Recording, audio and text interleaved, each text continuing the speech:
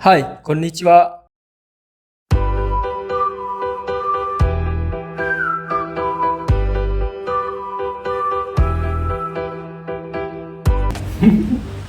Lihatin, dia udah lepas aja ya. Tuh masih ada tandanya. Hai, assalamualaikum warahmatullahi wabarakatuh. Ketemu lagi dengan Ojang Story. Hai, jadi Ojang Story baru saja ini donor darah di salah satu tempat yang ada di daerah Bekasi ya. Kegiatan donor darah ini Ojang sering lakukan karena ya memang udah rutin banget. Sekarang tuh ke-9, bentar lagi mau yang ke-10 ya. Kalau 10 tuh kesannya gimana ya? Karena di situ ada tulisannya misalnya kayak penghargaan 10 kali. Kayaknya keren banget gitu. Kenapa? Dalam artian keren tuh gini. Ojang dalam waktu mungkin sekitar 2 tahun terakhir kali ya. Karena Ojang tuh berturut-turut banget untuk donor darah. Jadi maksimal itu mungkin sekitar 4 bulan kali ya. 4 bulan sekali itu donor darah, atau mungkin paling cepat sekitar 2 bulan sekali ya. 4 bulan atau 2 bulan sekali. Nah, dengan 4 bulan atau 2 bulan sekali ini ya dalam kurun waktu sekitar 2 tahun setengah mungkin ya, mau 2 tahun setengah ini Ojang benar-benar yang beruntun banget di tempat yang sama juga, karena sebelumnya pernah juga sih sebenarnya untuk yang donor darah, tapi memang donor darahnya itu istilahnya nggak tercatat seperti itu. Nah, sekarang benar-benar yang tercatat dan benar-benar yang ya dia ada datanya gitu seperti itu. Nah, ini manfaat-manfaat yang Ojang rasakan, atau juga memang dari mereka, dari poster-poster dari PMI sendiri. Yang pertama Ojang baca adalah untuk menurunkan risiko terkena jantung dan juga pembuluh darah. Nah, menurut Ojang kenapa ini menurunkan risiko? Yang namanya terkena jantung dan juga terkena ya serangan jantung, ataupun bisa jadi pembuluh darah yang ya nggak bagus di badan itu, menurut Ojang karena memang darah kita yang istilahnya sirkulasinya nggak bagus. Nah, menurut Ojang dengan darah kita diambil kayak gitu, otomatis darah kita kosong kan. Dalam artian kosong tuh nggak kosong yang banget ya, jadi ibaratnya berkurang. Nah, nanti itu kan kita akan memproduksi sel darah yang baru lagi tuh. Nah, otomatis kan dikirim ke tubuh lagi. Nah, itu kan tubuhnya jadinya kan yang maunya awalnya mungkin kurang bagus, jadinya tambah bagus lagi gitu. Ibaratnya kita bayangkan seperti ini aja deh, saluran air kayak gitu.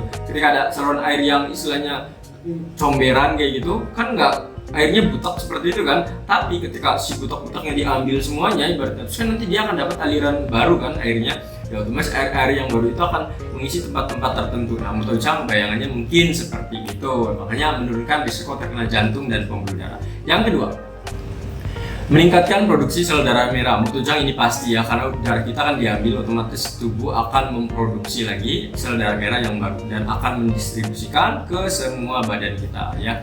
Yang ketiga adalah pemeriksaan dasar rutin. Nah, untuk pemeriksaan dasar rutin ini menurut Ojang ada beberapa yang mungkin ya mungkin ada dokter-dokter di sana, orang-orang yang mengerti terkait kesehatan, infokan ke Ojang. Jadi yang pertama adalah cek berat badan. Betul sekali, cek berat badan memang betul. Jadi cek berat badan ini, jadi ketika kita mau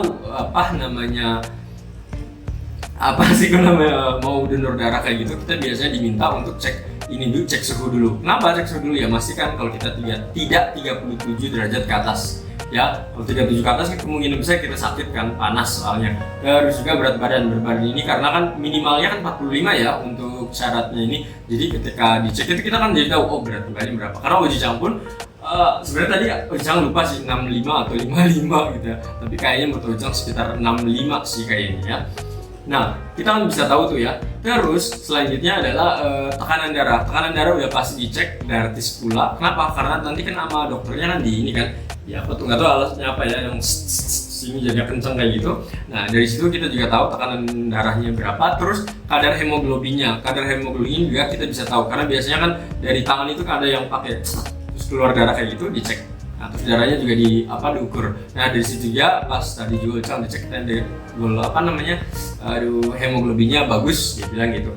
Terus ada deteksi HIV. Nah, untuk Ojang untuk deteksi HIV ini Ojang masih agak bingung. Kenapa bingung? Karena bisa jadi kalau orang tersebut nggak nginfoin ke petugasnya, itu akan lama taunya. Kenapa akan tahu? Kalau menurut Ojang ini ya, Ojang nggak ngerti juga prosesnya seperti apa. Misalnya nih ada seseorang yang terkena HIV, terus misalnya diambil darahnya, itu darah kan masih di sini kan, dan prosesnya kan pasti dicek dulu kan, gitu dicek dulu di pihak mereka. Nah, ketika dicek di pihak mereka kan masih belum tahu tuh. Nah, mungkin yang menurut Ojang agak sanksi, dalam arti bukan sanksi sih, ragu karena Ojang belum tahu ya infonya ataupun alurnya. Bisa jadi si darah ini akan diperiksa mereka Nah, misalnya nih ada HIV, otomatis mereka akan tahu kan, oh ternyata si ABC ini terkena HIV dan buktinya adalah dari darah ini di tanggal sekian sekian sekian. Nah, itu dari situ mungkin menurut Oji-chan seperti itu.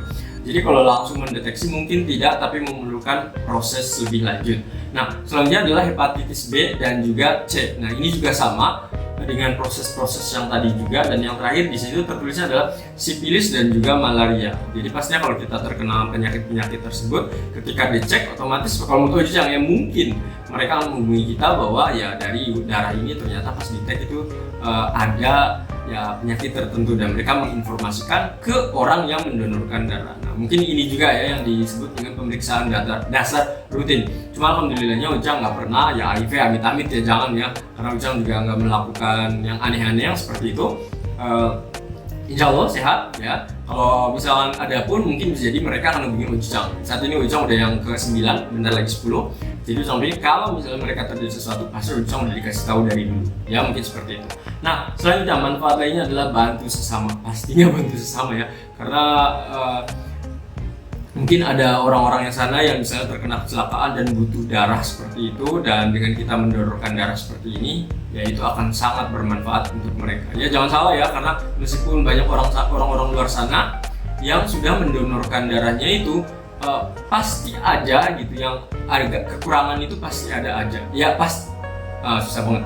Kalau menurut Oji-chan pasti akan ada terus yang kekurangan-kekurangan seperti itu. Jadi ya tetap aja kalau menurut Oji-chan, kalau kalian misalnya pengen donor darah, silakan donor darahkan saja ke PMI terdekat atau rumah sakit terdekat. Tapi biasanya ya langsung ke ini dulu ya, ke ke PMI terdekat dulu ya, baru mungkin didistribusikan seperti itu. Nah, untuk terkait dengan bantu sesama ini, Oji-chan juga itu salah satu alasan juga Oji-chan melakukan donor darah. Karena dulu itu Oji-chan, mungkin kalian sudah sering lihat, Oji-chan punya ibu dan waktu itu dia sakit. Nah, pas sakit itu dibantu sama orang-orang yang Oji-chan nggak kenal sama sekali siapa mereka. Yang kenal juga ada gitu, tapi yang nggak kenal pun mereka ada dan ngasih tahu, dan aku harus datang kemana nih. Bahkan ada beberapa teman juga yang jauh mau ngubungin Oji-chan, mau donor darah, tapi karena tempatnya jauh banget akhirnya belum bisa seperti itu. Tapi alhamdulillah udah dibantu. Terus yang kelima adalah kalau Oji-chan ini tambahin lagi oleh Oji-chan ya. Tadi kan otomatis bantu sama kan, pastinya itu adalah sodako kita. Jadi kalau kita misalnya aduh sodako harta susah banget, mau senyum kita juga males banget senyumnya mungkin gitu ya.